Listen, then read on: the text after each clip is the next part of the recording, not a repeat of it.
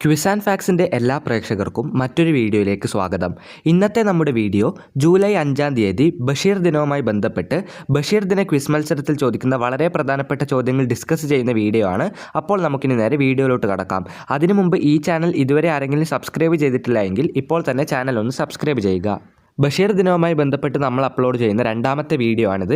ഇതിനു മുമ്പ് ഒരു വീഡിയോ അപ്ലോഡ് ചെയ്തിട്ടുണ്ട്. ആ വീഡിയോ കാണാത്തവരുണ്ടെങ്കിൽ ഈ വീഡിയോ കണ്ട ഉടൻ തന്നെ ആ വീഡിയോ കൂടി ഒന്ന് കാണുക. അതിലും ഇമ്പോർട്ടൻ്റ് ആയ ചോദ്യങ്ങൾ തന്നെയാണ് പറഞ്ഞിരിക്കുന്നത്. പിന്നെ നമ്മൾ പറയുന്ന എല്ലാ ക്വിസിൻ്റെ വീഡിയോസിലുള്ള ചോദ്യങ്ങളും ഉത്തരങ്ങളും നിങ്ങൾക്ക് PDF ഫോർമാറ്റിൽ ലഭിക്കുന്നതാണ്. അത് ലഭിക്കുവാനായി നിങ്ങൾ നമ്മുടെ വാട്സപ്പ് ഗ്രൂപ്പിൽ ജോയിൻ ചെയ്യേണ്ടതായിട്ടുണ്ട്. അതിൻ്റെ ലിങ്ക് താഴെ ഡിസ്ക്രിപ്ഷൻ ബോക്സിൽ നൽകിയിട്ടുണ്ട്. അതായത് വാട്സപ്പ് ഗ്രൂപ്പിൽ ജോയിൻ ചെയ്യുകയാണെങ്കിൽ ഈ വീഡിയോസിലെല്ലാം പറയുന്ന ചോദ്യങ്ങളും ഉത്തരങ്ങളും നിങ്ങൾക്ക് PDF ഫോർമാറ്റിൽ ലഭിക്കുന്നതാണ്. അതായത് നിങ്ങൾ ഇതെല്ലാം പേപ്പറിൽ എഴുതിയെടുക്കേണ്ട ആവശ്യമില്ല, പകരം PDF ഫോർമാറ്റിൽ ലഭിക്കുന്നതാണ്.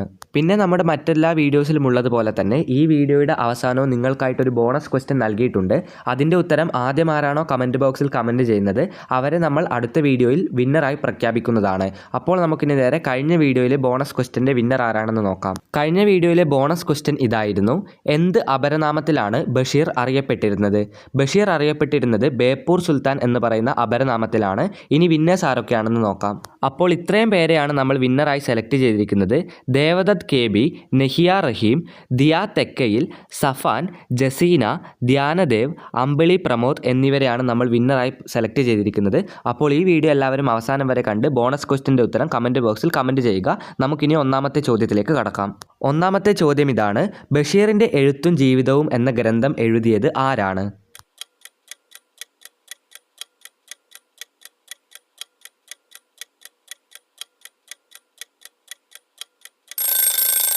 EM അഷറഫാണ് ബഷീറിൻ്റെ എഴുത്തും ജീവിതവും എന്ന ഗ്രന്ഥം രചിച്ചിരിക്കുന്നത്.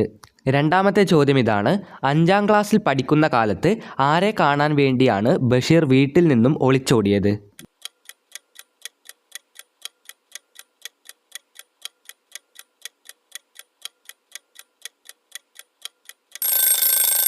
ഗാന്ധിജിയെ കാണാൻ വേണ്ടിയാണ് വൈക്കം മുഹമ്മദ് ബഷീർ 5-ാം ക്ലാസ്സിൽ പഠിക്കുമ്പോൾ വീട്ടിൽ നിന്ന് ഒളിച്ചോടിയത്. മൂന്നാമത്തെ ചോദ്യം ഇതാണ്: മജീദും സുഹറയും കഥാപാത്രങ്ങളായി വരുന്ന ബഷീറിൻ്റെ നോവൽ ഏതാണ്? മജീദും സുഹറയും കഥാപാത്രങ്ങളായി വരുന്ന ബഷീറിൻ്റെ നോവലിൻ്റെ പേര്?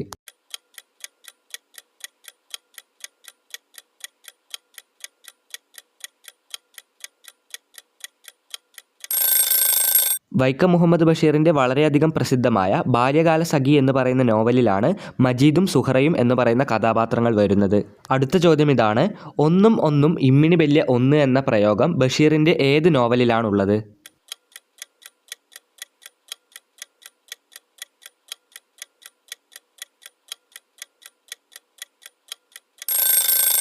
നേരത്തെ പറഞ്ഞ ബാല്യകാലസഖി എന്ന് പറയുന്ന നോവലിൽ തന്നെയാണ് ഒന്നും ഒന്നും ഇമ്മിണി ബല്യ ഒന്ന് എന്ന് പറയുന്ന പ്രയോഗം ബഷീർ ഉപയോഗിച്ചിരിക്കുന്നത്. അടുത്ത ചോദ്യത്തിലേക്ക് കടക്കാം.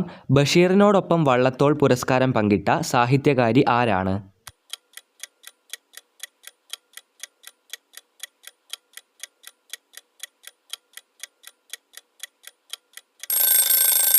ബാലാമണി അമ്മയാണ് ബഷീറിനോടൊപ്പം വള്ളത്തോൾ പുരസ്കാരം പങ്കിട്ടത്.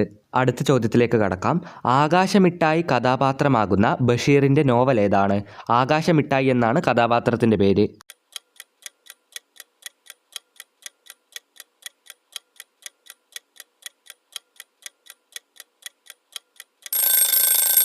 ബഷീറിൻ്റെ പ്രേമലേഖനം എന്ന് പറയുന്ന നോവലിലെ കഥാപാത്രമാണ് ആകാശമിട്ടായി. അതായത് ആകാശമിട്ടായി എന്ന കഥാപാത്രമുള്ള നോവലിൻ്റെ പേരാണ് പ്രേമലേഖനം.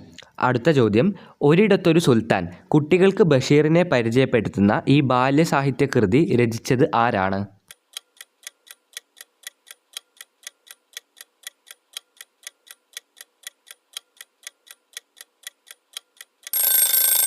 ഒരിടത്തൊരു സുൽത്താൻ എന്ന് പറയുന്ന കുട്ടികൾക്കായി വൈക്കം മുഹമ്മദ് ബഷീറിനെ പരിചയപ്പെടുത്തി കൊടുക്കുന്ന കൃതി രചിച്ചത് കിളിരൂർ രാധാകൃഷ്ണനാണ്. അടുത്ത ചോദ്യം ഇതാണ്: ബഷീർ സൃഷ്ടിച്ച സാങ്കല്പിക ഗ്രാമത്തിൻ്റെ പേരെന്താണ്?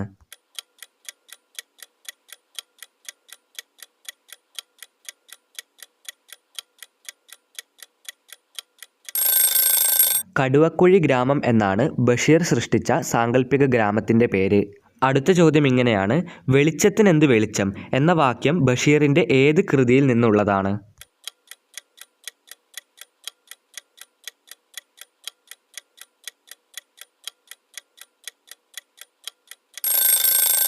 എൻ്റെ ഉപ്പാപ്പാക്കൊരു ആന ഉണ്ടായിരുന്നു എന്ന് പറയുന്ന കൃതിയിലുള്ളതാണ് വെളിച്ചത്തിനെന്ത് വെളിച്ചം എന്ന് പറയുന്ന പ്രയോഗം.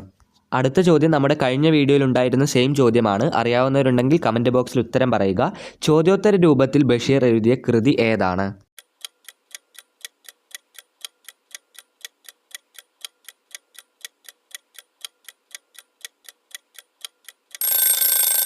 നേരും നുണയും എന്ന് പറയുന്ന കൃതിയാണ് ബഷീർ ചോദ്യോത്തര രൂപത്തിൽ എഴുതിയ കൃതി. അടുത്ത ചോദ്യം, 1987 കാലിക്കറ്റ് സർവകലാശാല ഡീലിറ്റ് ബിരുദം നൽകിയപ്പോൾ ബഷീർ നടത്തിയ പ്രഭാഷണം ഒരു ഗ്രന്ഥമായി പ്രസിദ്ധീകരിച്ചു. ആ ഗ്രന്ഥത്തിൻ്റെ പേരെന്താണ്?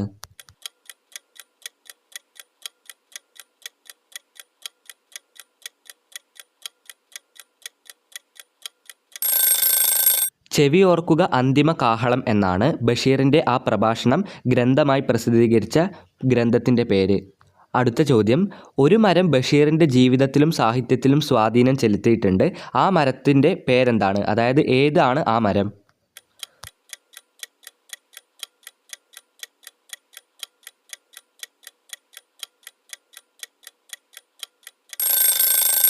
മാംഗോസ്റ്റീൻ എന്നാണ് ആ മരത്തിൻ്റെ പേര്. അതായത് മാംഗോസ്റ്റീൻ എന്ന് പറയുന്ന മരമാണ് ബഷീറിൻ്റെ ജീവിതത്തിലും സാഹിത്യത്തിലും വളരെയധികം സ്വാധീനം ചെലുത്തിയത് എന്ന് അറിയപ്പെടുന്ന മരം. അടുത്ത ചോദ്യം ഇതാണ്, കേന്ദ്ര സാഹിത്യ അക്കാദമി ഫെലോഷിപ്പ് നേടിയ ആദ്യത്തെ മലയാളി ആരാണ്?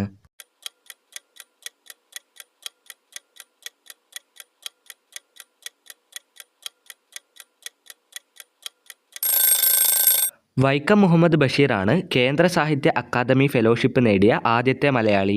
അടുത്ത ചോദ്യം ഇതാണ്, ബഷീറിൻ്റെ നീലവെളിച്ചം എന്ന കഥയുടെ ചലച്ചിത്രാവിഷ്കാരം ഏതാണ്?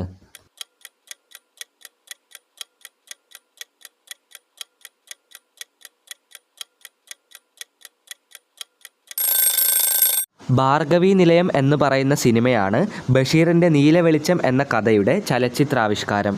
അടുത്ത ചോദ്യം ഇതാണ്, എൻ്റെ ബഷീർ എന്ന കവിതയുടെ രചയിതാവ് ആരാണ്? എൻ്റെ ബഷീർ എന്ന കവിത എഴുതിയത് ആരാണ്?